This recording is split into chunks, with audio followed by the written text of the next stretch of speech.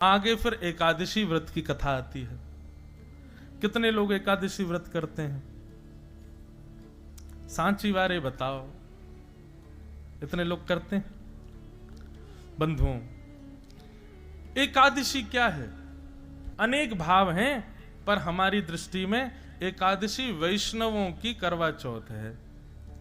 जैसे एक प्रियतमा अपने प्रियतम के लिए व्रत करती है, ऐसी वैष्णव अपने प्रियतम श्री कृष्ण के लिए व्रत करते हैं। और व्रत का कारण चाहे कुछ भी हो, पर एक ही प्रधान है कि प्रेम बढ़े ठाकुर जी के प्रति।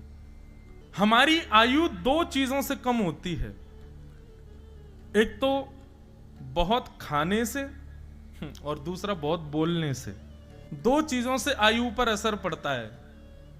जितना ज्यादा खाओगे उतनी जल्दी आप अलविदा कह जाओगे, और जितना ज्यादा चपड़ चपड़ संसार की बातें करोगे उतनी जल्दी आयु आपकी कम होगी। व्यक्ति जब व्रत करता है तो अन्न नहीं खाता, और जब वो अन्न नहीं खाता तो उसकी एक दिन की आयु बढ़ जाती है। एक ही दिन की बढ़ती है बस। आज पूरे दिन हमने अन्न नहीं पाया, एक दिन की आयु बढ़ेगी। लेकिन एकादशी व्रत करने वाले वैष्णव पूरे एक दिन अन्न नहीं पाते।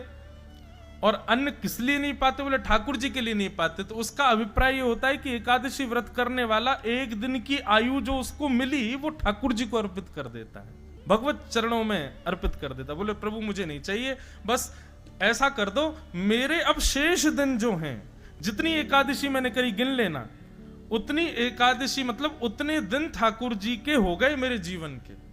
कई लोग कहते महाराज जी एकादशी का उद्यापन कर लें। उद्यापन का मतलब हो जाता है कि फिर उसके बाद एकादशी ना करूं तो चलेगा। मुझे ऐसा लगता है कि क्यों करना है?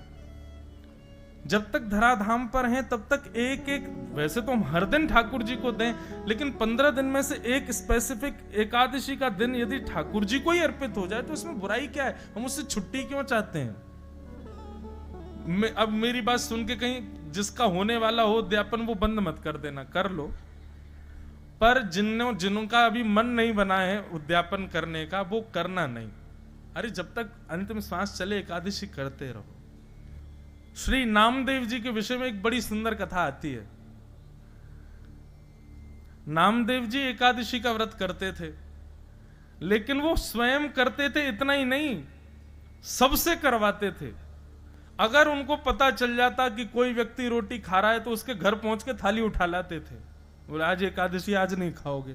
केवल वयोवृद्ध और छोटे बालकों को छोड़ के, और किसी कोई बीमार हो, बस 3 लोगों को छोड़ दे, बाकी किसी को खाने ही नहीं देते।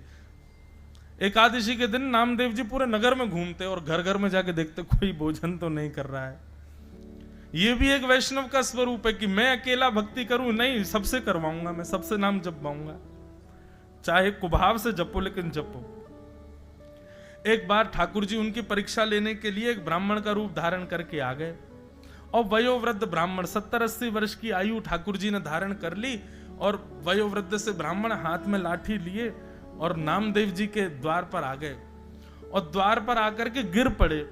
नामदेव जी दौड़े, संत आए जय हो भगवान पधारो। बोले मैं 20-22 दिन हो गए मैंने कुछ खाया नहीं है, मुझे बहुत जोर की भूख लगी है, मुझे जल्दी से कुछ तुम रोटी बनाओ, सब्जी बनाओ, चावल बनाओ, जल्दी से कुछ बना करके मुझे पवाओ। नामदेव जी बोले देवी केला लेके आओ, सेब लेके आओ, अमरूद लेके आओ, फल खिलाओ। नहीं फल नहीं चाहिए, मुझे तो रोटी सब्जी खानी। बोले भगवान आज एकादशी है, आज तो अन्न नहीं बनेगा घर पे। बोले अरे तुम लोग मत खाओ, मुझे तो खिला दो। बोले नहीं भगवान आप भी मत खाओ। बोले मेरे प्राण निकल जाएंगे, वयोवृद्ध 70-80 वर्ष की आयु है मेरी, ऐसा मत करो मेरे साथ। ठाकुर जी थे। नामदेव जी बोले इससे बढ़िया क्या होगा, एकादशी के दिन प्राण निकलेंगे, सीधे वैकुंठ जाओगे, लेकिन रोटी नहीं खाने दूंगा मैं। ठाकुर जी बोले कैसे आदमी हो तुम, हम मर जाएं ये चलेगा तुमको, लेकिन हमको रोटी नहीं। बोले बिल्कुल नहीं खाने देंगे, द्वादशी तक इंतजार कर लो, खाने के लिए और भी बहुत सी फलाहार खिला देते, मखाने खवा दें आपको, रोटी नहीं। ठाकुर जी तो परीक्षा लेने आए थे, जोर जोर से चिल्लाने लगे, गला पकड़ करके, भगवान अरे देखो मैं किसके माथे आ गया, अरे मेरी एकादशी करवा रहा है जबरदस्ती, मेरे प्राण निकल रहे हैं। अब गली मोहल्ले में भीड़ लग गई, सब लोग आकर के नामदेव जी को सुनाने लगे, अरे तुम्हारी एकादशी तुम करो, इनसे क्यों करवा रहे हो, बेचारे महात्मा मर जाएंगे अभी। बोले नहीं नहीं, मेरे घर आए हैं, मैं तो अन्न नहीं खाने दूंगा। तो एक पड़ोसी बोला, बाबा आप एक काम करो, मेरे घर चलो, मां पा लेना। तो नामदेव जी ने पैर पकड़ लिए, बोले जाने भी नहीं दूंगा, खाने भी नहीं दूंगा, जाने भी नहीं दूंगा, यहीं पड़े रहो। और पाना है तो ये है ना, फल ले लो, दूध पी लो, मखाने खा लो, अन्न नहीं खाओगे। गांव के लोग सब गालियां देने लगे। महाराज नामदेव जी से कहने लगे, ये कैसी भक्ति तुम्हारी, एक व्यक्ति के प्राण निकले जा रहे हैं और तुम अपने नियम उस पर थोप रहे हो। नामदेव जी बोले, सब दोष मुझे लग जाए, मुझे कोई दिक्कत नहीं, लेकिन मैं एकादशी का किसी को उल्लंघन करते देख नहीं पाऊंगा। ठाकुर जी बोले, अब ब्रह्मास्त्र चलाना चाहिए। अभी तक तो ठाकुर जी तड़प रहे थे, अब ऐसे स्थिति हो गई और निकले प्राण, निकले मेरे प्राण निकले, बस बस निकलने वाले हैं, आहा अब तो मेरा हाथ पांव कांप रहे, अरे मेरे प्राण निकलने वाले हैं। सब मोहल्ले के लोग कह रहे, नामदेव मान जाओ, बेचारों को कुछ पाने दो। नामदेव जी बोले, नहीं नहीं भैया, एकादशी फल खिला दो। और अंत में ठाकुर जी ने ऐसी एक्टिंग करी कि वो जिस रूप में गए थे उनके प्राण निकल ही गए।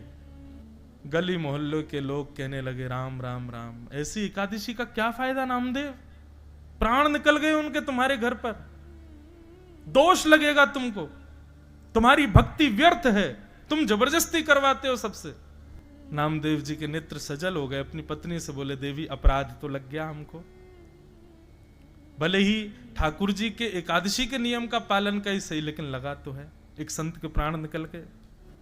अपने घर में ही आंगन में चिता बनाई और उस चिता में उस व्यक्ति का शव रखा और शव के अगल बगल नामदेव जी और उनकी पत्नी और अपने बच्चों को भी बैठा लिया। बोले, हमारा अपराध है ना, व्रत तोड़वाया, व्रत पूर्ण करवाया हमने, एकादशी का पालन किया हमने, तो प्राण भी हम त्यागेंगे। और जैसे ही चिता में अग्नि लगा करके नामदेव जी महाराज बैठे, ठाकुर जी कह रहे थे, वारे नामदेव, तेरी भक्ति को प्रणाम। ठाकुर जी की कमर में जैसे ही नेक ताप सा लगा, सोई ठाकुर जी तो उठ के बैठ गए और तुरंत नामदेव जी को खींच करके अपने हृदय से लगाया। इतने में ही देखते देखते श्री पंडरीनाथ भगवान के रूप में वो संत प्रकट हो गए और श्री नामदेव जी को हृदय से लगा लिया।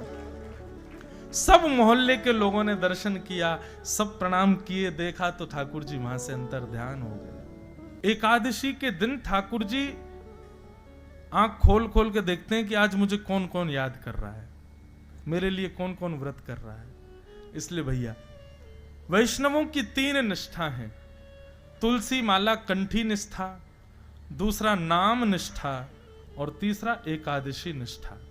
ये 3 निष्ठाएं जीवन में लाइए। अगर आप इन तीनों से परे हो तो आप अभी वैष्णव नहीं हो। ये यूनिफॉर्म है 3, ये आपको करने चाहिए। एकादशी व्रत का महात्म्य बताया गया।